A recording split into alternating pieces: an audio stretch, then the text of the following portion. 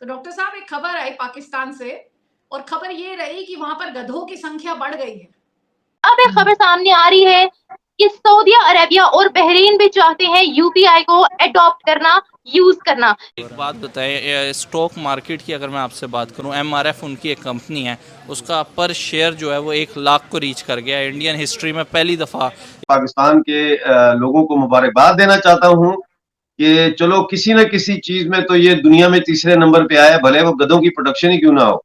जब मैं एटीएम से विड्रॉ करती हूँ तो मुझे आधा आधा घंटा लाइन में लगे रहना पड़ता है और मैं यकीन करो कसम से मैं सोचती हूँ यार कितना अच्छा होता है इंडिया में होती मैं वहां पे खड़ी, मुझे ख्याल आ रहे होते हैं।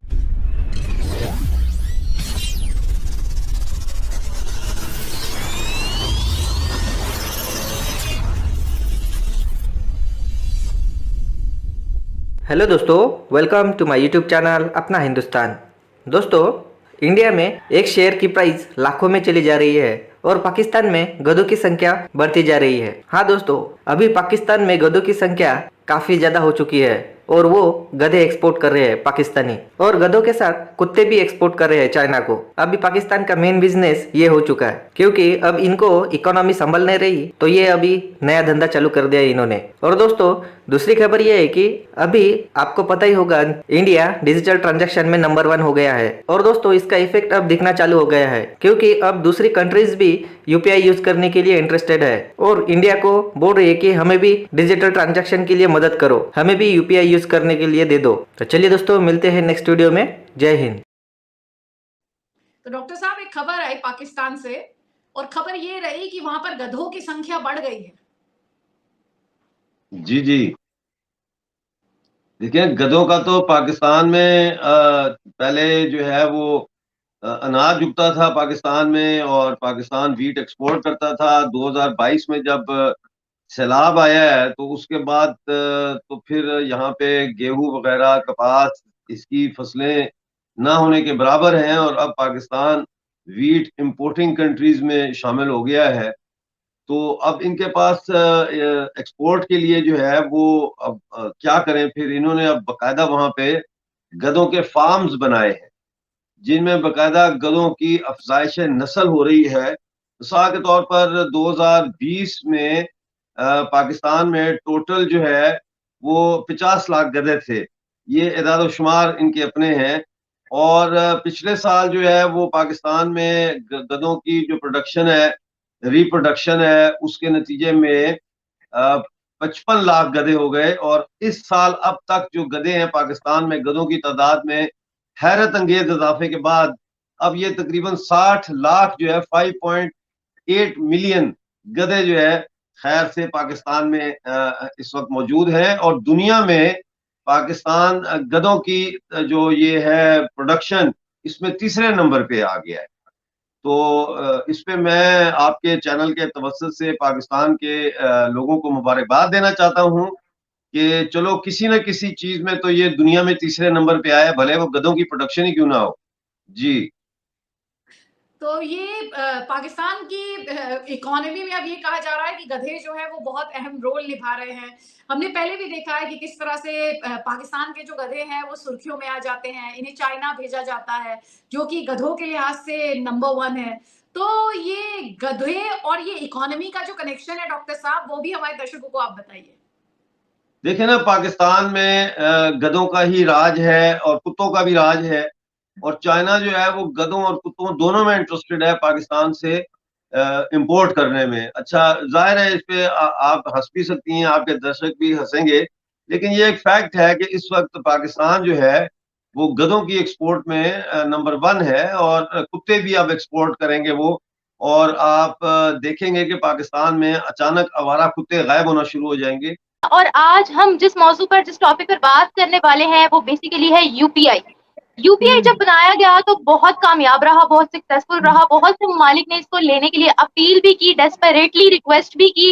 अब एक खबर सामने आ रही है कि सऊदी अरेबिया और बहरीन भी चाहते हैं यूपीआई को अडॉप्ट करना, यूज करना। क्या समझते हैं इसके बारे में? आप क्या कहेंगे कि भारत की अगर टेक्नोलॉजी की बात की जाए तो all over the world famous भी हो रही है और दुनिया चाह रही है कि उसे अपने मुल्क में भी लॉन्च किया जाए। इस चीज को आप पाकिस्तान के साथ कैसे कंपैरिजन कर सकती हैं?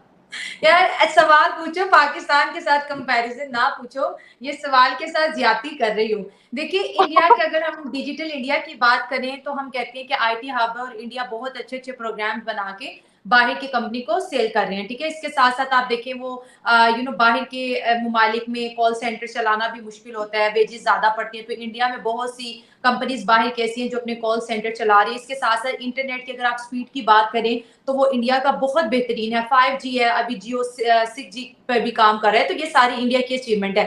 आपने यूपीआई की बात की, हमारे मुल्क में अभी भी मास्टर एंड वीजा कार्ड चल रहे हैं, लेकिन इंडिया ने अपना डिजिटल इतना खूबसूरत जो है मार्केट बनाया है। इस सबसे अहम चीज जो यूपीआई के, जिसको यूनिफाइड पेमेंट कॉर्पोरेशन कहते हैं, और इसको इंडिया की एनपीसीआई ने बनाया। और इसकी कामयाबी की सबसे बड़ी वजह एक तो ये सिक्योर बहुत ज्यादा है, आपके साथ इसमें कोई स्कैम नहीं हो सकता। सेकंड चीज ये है कि 24/7 मतलब कि 24 घंटे और हफ्ते के 7 दिन ये जो है ना काम करता रहता है, आप इससे जो है ट्रांजेक्शन कर सकते हैं। अब इसमें बैंक की बात करें, अब जैसे मेरा जो बैंक है उसमें हार्डली कोई 18 बैंक है जो ऐप मैं यूज करती हूँ, उसी के बीच में ट्रांजेक्शन कर सकती हूँ, लेकिन यूपीआई में 382 बैंक इस वक्त रजिस्टर्ड है, मल्टीपल अकाउंट है इसमें, पर्सन टू पर्सन आप डील कर सकती हैं एंड पर्सन टू मर्चेंट भी आप डील कर सकती हैं।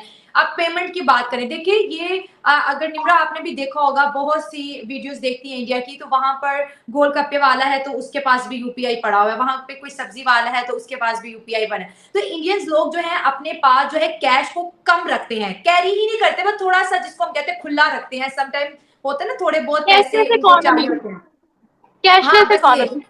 एग्जैक्टली तो वो अभी जैसे हमारा होता है, अभी अपने पैसों के लिए हम लाइन में मांगने के लिए लग जाते हैं, इतनी इतनी जो है मेरे घर के पास जहां पे मेरा बैंक अकाउंट है, आप यकीन करें जब मैं एटीएम से विड्रॉ करती हूँ तो मुझे आधा आधा घंटा लाइन में लगे रहना पड़ता है, और मैं यकीन करो कसम से मैं सोचती हूँ यार कितना अच्छा होता है सेम। इंडिया में होती मैं वहां पे खड़ी, मुझे ख्याल आ रहे होते हैं कि इतना टाइम लग जाता है। और सबसे बड़ी बात जो है शर्मिंदगी की ये है कि आप भी एग्री करेंगी, लोगों के पास यहाँ पे बैंक अकाउंट है, लोगों के पास यहाँ पे एटीएम कार्ड है, और आधे से ज्यादा को यूज नहीं करना आ रहा होता। सही दो बात जी है। चले गए एटीएम के वो डब्बे में, चले गए जहाँ पे रूम बना होता है, 10-10 मिनट बंदा नहीं, और पीछे लाइनें लग रही हैं। और अगर हम बात करें हमारे बैंकिंग सिस्टम, क्योंकि यूपीआई इंडिया का बैंकिंग सिस्टम है, अभी एक मेरे बैंक की ब्रांच यहाँ पे है तो दूसरी कोई 4-5 किलोमीटर पे है, इतना सफर करना मैं कभी कभी सोचती हूँ यार मैं किस जमाने में रह रही हूँ यहाँ पर। जैसे एक एटीएम में मनी खत्म हो गई है, ठीक है, या वो काम नहीं कर रहा, अब दूसरी के लिए मुझे ऑटो करवाना पड़ेगा, फिर उसको 200-250 मुझे किराया देना पड़ेगा, फिर मुझे अगले स्टॉप तक जाना पड़ेगा। तो यूपीआई काश हमारे मुल्क में होता तो मैं गोलगप्पे खाती, मैं ड्रेस लेती। और निम्रा अच्छा जैसे आपने यूपीआई की बात की, देखिए जैसे मैंने कहा कि इजी है, सेफ है, इसकी जो लिमिट है 1 लाख तक जो है आप इससे डेली की ट्रांजेक्शन कर सकते हैं, और इसके साथ साथ कुछ केसेस में 2 लाख भी होती हैं। आपने कहा सऊदी अरब जो है इसको लेना चाह रहा है, अगर हम इसकी लिस्ट की बात करें कि इस वक्त जो है कितनी कंट्रीज में इंडिया का यूपीआई सिस्टम चल रहा है, तो उसमें देखिए यूएई है, ओमान है, सऊदी अरेबिया ऑलरेडी है इस लिस्ट में, मलेशिया है, फ्रांस है, बेल्जियम है, नीदरलैंड है, स्विट्जरलैंड है, और इसके साथ साथ 2 और कंट्रीज भी है। अमेरिका भी यूपीआई, जब इस दफा कश्मीर में वो लोग आए हैं और उन्हें यूपीआई के थ्रू पेमेंट किया, वो हैरान है कि इतना इजी, इतना ज्यादा इजी। हमारा अभी जो सिस्टम है वो बहुत ज्यादा स्लो है, और आज के इस जमाने में निम्रा कैश कैरी करना समझ लो खुद को रिस्क में डालने वाली बात होती है। एग्जैक्टली।